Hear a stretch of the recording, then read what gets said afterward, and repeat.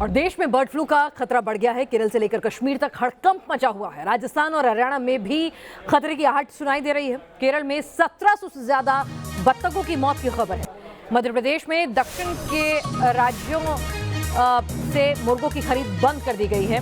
कई राज्यों में संक्रमित पक्षियों को मारने के आदेश जो हैं वो जारी कर दिए गए हैं। आपको बता दें कि बर्ड फ्लू का खतरा जो है अब मंडरा रहा है। कोरोना की तलवार लटकी हुई थी सर पर, नया स्ट्रेन आ गया था, उसके बाद ये नई आफत आ गई है। आपको बता दें दिल्ली एनसीआर भी अलर्ट पर है। जयपुर, जम्मू, मध्य प्रदेश, केरल, हर जगह बर्ड फ्लू का आतंक जो है वो महसूस किया जा रहा है। इसके लिए कई नियम कायदे कानून जो है वो बनाए गए हैं और सरकारें इस वक्त जो हैं वो अलर्ट मोड में हैं।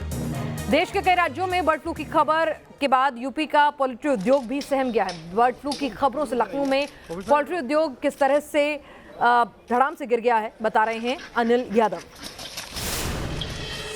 कोरोना काल में उत्तर प्रदेश के पोल्ट्री उद्योग को भारी नुकसान पहुंचा था। उस नुकसान से पोल्ट्री उद्योग अभी संभलने की कोशिश कर रहा था कि इस बीच देश में बर्ड फ्लू की आहट है और इस आहट ने एक बार फिर से मानो पोल्ट्री उद्योग को धड़ाम कर दिया है।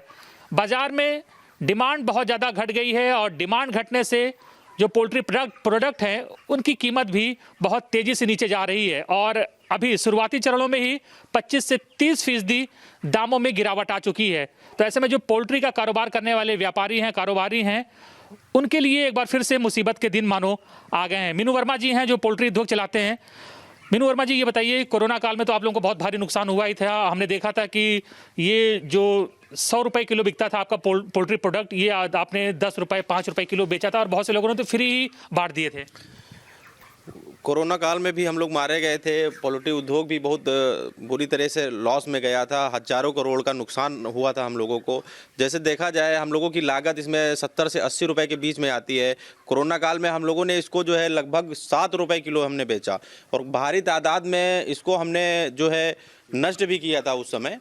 बिल्कुल। तो अभी ये बीच में अब लग रहा था कि उद्योग आपका सुधर रहा है, रास्ते पे आ रहा है, अब बर्ड फ्लू की आहट है, तो किस तरह से इफेक्ट कर रहा है ये बर्ड फ्लू की जो बातें इस वक्त चल रही हैं? देखा जाए एक हिसाब से अफवाह भी है बहुत तेज़ी के साथ। जैसे मध्य प्रदेश और केरल में बाहर से आने वाले पक्षी जैसे कौवे में ये सब चीज़ें पाई गई हैं। बाकी हमारे पोल्ट्री उद्योग में ये सब चीज़ें नहीं पाई गई हैं। आप कहना चाहते हैं अभी यूपी में इसका कोई केस नहीं आया है? नहीं, वहाँ भी केस मुर्गे के अंदर नहीं है। यूपी की तो बात ही खत्म, यूपी में किसी भी पक्षी में नहीं है ये। वहाँ भी बर्ड के अंदर नहीं, क्योंकि हम लोग इसका वैक्सीनेशन करते हैं, साफ़ सफाई रखते हैं, इसके कई एंटीडोज होते हैं, हम लोग देते हैं उसको, तो उसमें कोई दिक्कत नहीं। वैसे भी देखा जाए ये हमारे डॉक्टर लोग बताते हैं पशुपालन विभाग के कि इसको 100 डिग्री पे पकाने पे कोई भी फ्लू इसमें कोई वायरस नहीं रहता है, बिल्कुल जो है शुद्ध हो जाता है वो। तो ये बताइए कि अभी जो बर्ड फ्लू की आहट है तो जाहिर बात है कि आपकी इंडस्ट्री जो है वो नुकसान में जाने लगी। अभी कितनी कीमतों में क्या असर पड़ा है, डिमांड कितनी कम हुई है और कि उसका असर कीमतों में कैसे दिख रहा है?